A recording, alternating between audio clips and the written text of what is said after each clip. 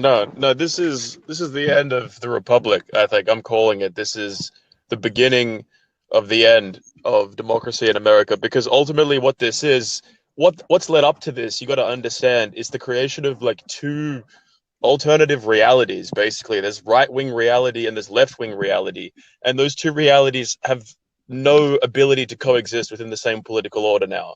They did maybe 50 years ago, but they don't now. And the left wing political reality, or the globalist political reality, it's aggressive. Like they're going to then, like, there's not going to be another election that we can win after this. This is it. This is the end. Like, this is the end of being able to win.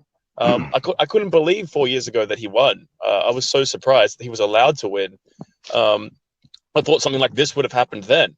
For whatever reason, it didn't, and it has today. But it's, liberalism is based upon the idea that you can kind of peacefully transfer power between yourself and your rivals under the knowledge that they're going to give you a fair shot at getting it back, after a certain allotted time. And we're going to play by a certain set of rules that guarantee that, even if you have your ideas and I have my ideas, we have some kind of, fair contest where we can both wrestle power back. That's dead now. They're destroying free speech, so to speak. They're just like through tech censorship.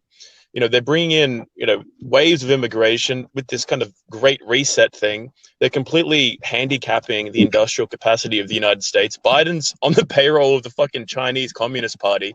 Like, this is it. This is the end of America as a kind of self-standing unit. If, Biden and the kind of globalist structure are able to kind of take back control of the federal government and pursue their agenda, they're not going to ask us.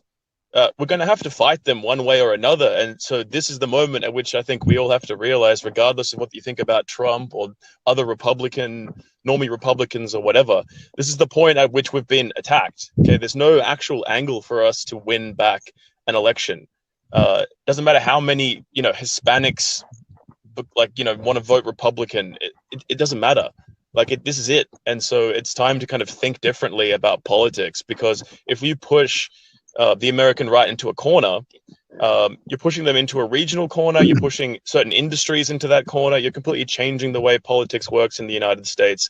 You're forcing people to choose sides that haven't had to choose sides up until this point, many of which are members of the US government. And so really, I think it's the first domino that's been flicked for a civil war, to be honest. I mean, it might take a few years to break out, but I don't see how even if Trump takes it to the Supreme Court and they go 5-4 or 6-3 or whatever, Trump wins the presidency, as if the left is going to accept that, as if the UN and Trudeau and all these other countries are going to accept that. They're going to reject the legitimacy of that. And so it's just, no matter which way you slice it, I don't see how there's a way of going back to normal, so to speak. This is the moment at which it's broken.